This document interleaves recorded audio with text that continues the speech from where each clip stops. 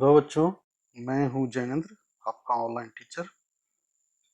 आज के वीडियो में आप पढ़ेंगे कि पौधे अपना भोजन कैसे प्राप्त करते हैं। आप लोग पिछली कक्षा में पढ़े होंगे कि भोजन सभी जीवों के लिए आवश्यक है, तो उसी प्रकार पौधों के लिए भी आवश्यक है। और जो भोजन के घटक होते हैं, जिन्हें मुख्य रूप से भोजन के रूप में ग्रहण करना होता है, वो आप सब पहले पढ़ चुके हैं, जिसको कार्बोहाइड्रेट कहा जाता है, प्रोटीन जिसे कहते हैं, वसा है, खनिज लवण है और विटामिन्स। ये सभी जो हैं ये कहलाते हैं भोजन के अवयव, जिसको कह सकते हैं भोजन के अवयव या घटक या कंपोनेंट्स ऑफ न्यूट्रिएंट्स। ये मुख्य रूप से 5 होते हैं, लेकिन आजकल जल और रुक्षांश को भी भोजन के अवयव में रखा जाता है। तो इसको आप पढ़ चुके होंगे पहले पिछली कक्षा में। और आज जो आप पढ़ेंगे वो है पौधे भोजन किस प्रकार बनाते हैं और उस प्रक्रिया को क्या कहते हैं जिससे भोजन बनता है। तो सभी जीवों के लिए भोजन आवश्यक है, तो पौधों के लिए भी आवश्यक है, लेकिन आप सभी जानते हैं कि केवल पौधे ही भोजन बनाते हैं। केवल पौधे जो कह सकते हैं स्वयं भोजन बनाते हैं,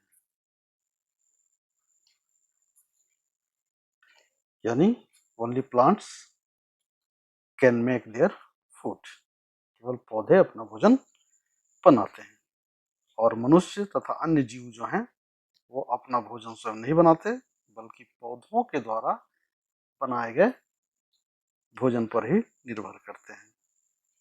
और जो पौधे भोजन बनाते हैं उन्हीं को प्रत्यक्ष या अप्रत्यक्ष रूप से ग्रहण करते हैं और उसी पर निर्भर रहते हैं। तो पौधों में जो पोषण की विधि है उसको जान लीजिए, इसके बारे में थोड़ा सा लिख सकते हैं। पौधों में पोषण विधि कह सकते हैं या प्रक्रिया कह सकते हैं, जो भी कहिए। तो पोषण जो विधि है कह सकते हैं पोषण की वह विधि जिसमें पौधे प्रकृति में उपलब्ध पदार्थों का व्यवहार करके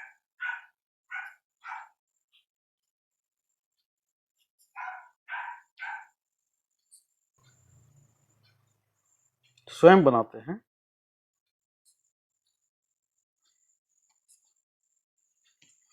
स्वपोषी कहलाते हैं।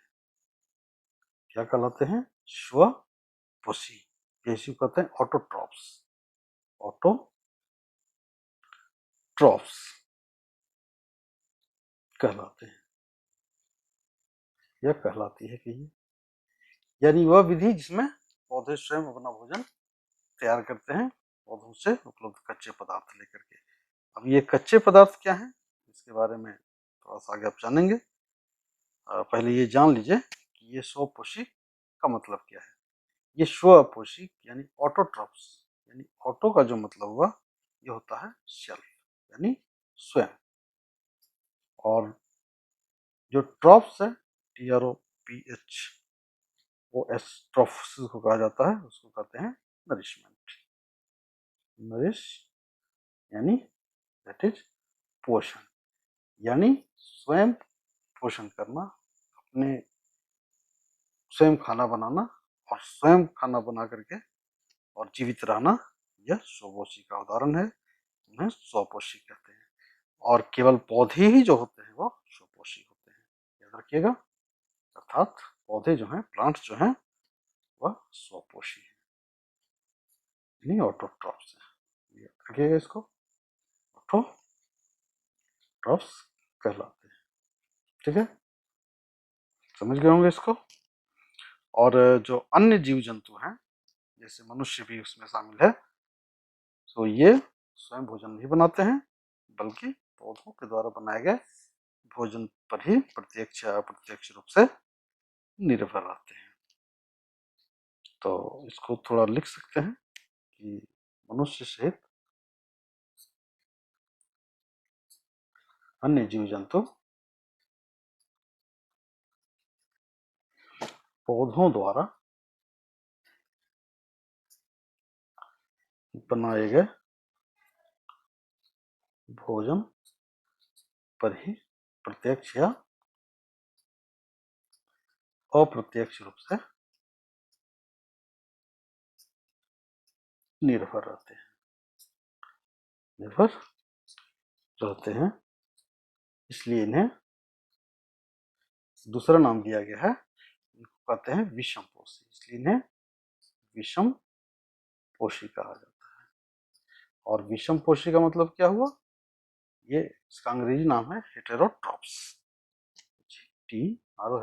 हेटेरोट्रॉप्स। और हेटेरो का मतलब क्या हुआ, हेटेरो का मतलब होता है अदर्स, हेटेरो का मतलब हुआ अदर्स, और ट्रॉप्स का मतलब हो गया नरिशमेंट, यानी दूसरे के द्वारा बनाए गए भोजन पर निर्भर करना। इसको कहते हैं विषम पोषी, यानी दूसरों पर निर्भर करना। तो सभी जीव जंतु जैसे मनुष्य हो गए, और जो मांसाहारी जीव हैं, भी कहिए कि शाकाहारी जीव पर ही निर्भर करते हैं, यानी पौधों के द्वारा बनाए गए भोजन को शाकाहारी जीव खाते हैं, और शाकाहारी जीव को फिर मांसाहारी जीव जब खाते हैं, तो पौधों के द्वारा बनाए गए ऊर्जा का ही हस्तांतरण होता है, वो जीवित रहते हैं। इसलिए उन्हें भी हेटेरोट्रॉप्स या विषम पोषी कहते हैं। ठीक है, आप समझ गए होंगे इसको। अब जो पौधे भोजन बनाते हैं, उस प्रक्रिया को हम लोग कहते हैं प्रकाश संश्लेषण। और ये बहुत इंपॉर्टेंट है, इसके बारे में आप बहुत अच्छी तरह से पढ़िए। प्रकाश संश्लेषण अर्थात फोटोसिंथेसिस, फोटोसिंथेसिस। और फोटो का मतलब क्या हुआ, फोटो का मतलब होता है लाइट, यानी लोग सनलाइट की बात करेंगे, जो सूर्य का प्रकाश होता है। क्योंकि प्रकाश संश्लेषण जब भी प्रक्रिया होगी तो ये सनलाइट में ही होती है, इसलिए इसको फोटोसिंथेसिस कहा जाता है। फोटो का मतलब हो गया लाइट, और सिंथेसिस जो हुआ, सिंथेसिस का मतलब होता है टू कंबाइन, यानी कंबाइन करना, मिलाना। और ये क्या क्या मिलाते हैं, तो इसमें चार चीज मुख्य रूप से होते हैं जो आपको जानना चाहिए। पहला जो है CO2 है, दूसरा जल है, ये कार्बन डाइऑक्साइड गैस है, जल है, और सनलाइट होना चाहिए, याद रखिएगा। और चौथा जो पदार्थ है वो है पर्णहरित, जो कि पौधों की कोशिकाओं में पाया जाता है।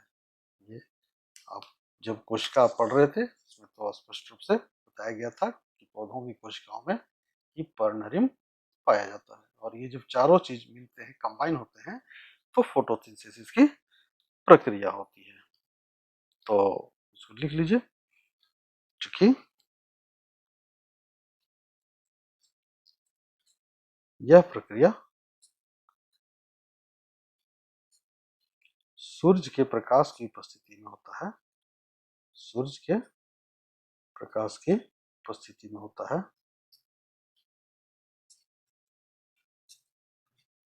इसलिए इसे प्रकाश संश्लेषण कहा जाता है।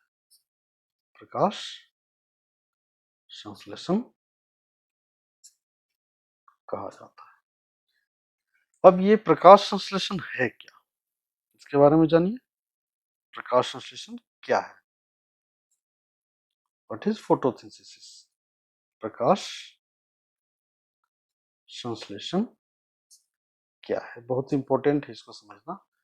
और ये जान लीजिए कि जो भोजन बनाने की विधि है, साधारणतः इसका परिभाषा है भोजन बनाने की वह विधि जिसमें हरे पौधे, ध्यान रखिएगा क्योंकि हरे पौधों की कोशिकाओं में पर्णहरिम पाया जाता है, तो भोजन बनाने की वह विधि जिसमें हरे पौधे सूर्य प्रकाश की उपस्थिति में, सूर्य के प्रकाश की उपस्थिति में कार्बन डाइऑक्साइड गैस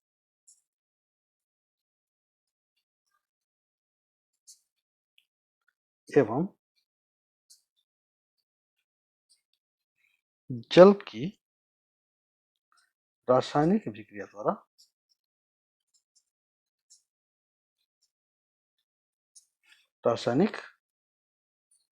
द्वारा कार्बोहाइड्रेट का निर्माण करते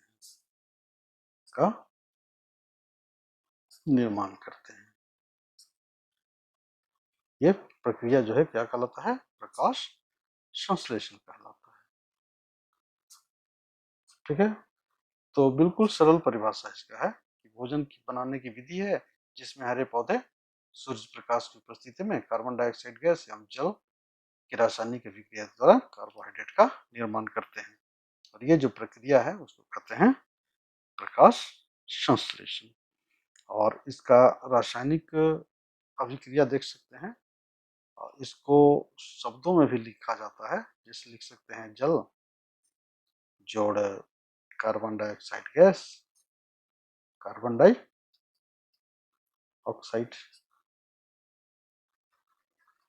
और ये यूवी लाइट है, यूवी लाइट का मतलब हो गया सूर्य का प्रकाश, और इसमें क्या होना चाहिए? पर्णहरिम होना चाहिए। क्या बनेगा? कार्बोहाइड्रेट बनता है, और साथ साथ ऑक्सीजन गैस भी निकलता है। और हम लोग इसको रसायन की भाषा में ऐसे लिख सकते हैं, H2O लिख सकते हैं, CO2 लिख सकते हैं, यहाँ सनलाइट ऐसे भी लिखा जाता है, और पर्णहरिम क्लोरोफिल, क्या बनेगा? ये तीर का निशान देंगे, C6H12O6 प्लस O2, और कुछ जो जल बच जाते हैं वो भी साथ साथ निकल जाते हैं। तो मुख्य रूप से आप इसको बैलेंस करेंगे तो यहाँ 12H2 हो जाएगा, 6CO2, और यहाँ 6 और ये 6, ये बैलेंस है। ये हो गया प्रकाश संश्लेषण का अभिक्रिया, यानी जल और कार्बन डाइऑक्साइड कंबाइन होकर के और क्या बनाते हैं? कार्बोहाइड्रेट बनाते हैं। ये कार्बोहाइड्रेट का सूत्र हो गया। तो इसको आप समझ गए होंगे। और यह प्रक्रिया पत्तियों में संपन्न होता है मुख्य रूप से, और पत्तियों में जो रंध्र पाए जाते हैं, जो छिद्र होते हैं छोटे छोटे, उसमें ही यह प्रक्रिया होती है। इसीलिए कह सकते हैं कि पत्तियों को, यानी जो लीव्स हैं, पत्तियां जो हैं, पत्तियां पत्तियों में कहिए, पत्तियों में खाद्य पदार्थ यानी जो कार्बोहाइड्रेट का निर्माण होता है, इसलिए इन्हें खाद्य फैक्ट्रियां कहा जाता है, यानी फूड फैक्ट्रीज कहा जाता है, फूड फैक्ट्रीज कहा जाता है। याद रखिएगा इसको, कभी कभी प्रश्न पूछा जाता है कि पौधों में खाद्य फैक्ट्रियां क्या है, तो ये पौधे हैं। और ये जान लीजिए कि ये पृथ्वी की यूनिक प्रोसेस है, यूनिक प्रक्रिया है, अद्वितीय प्रक्रिया है, जिसमें सूर्य का प्रकाश पत्तियों के द्वारा कैप्चर होता है, और जो कार्बोहाइड्रेट बनते हैं, जो फूड्स बनते हैं, ये फलों के रूप में संग्रह हो जाता है। और ये जो प्रकाश संश्लेषण प्रक्रिया है, उसी के कारण ये पूरा जो सृष्टि है, पूरा जीवन जीवित है, क्योंकि सभी जो जीव जंतु हैं ये निर्भर करते हैं भोजन पर। और भोजन प्राप्त करने का एक ही मात्र तरीका क्या है? प्रकाश संश्लेषण। तो आज के लिए इतना ही।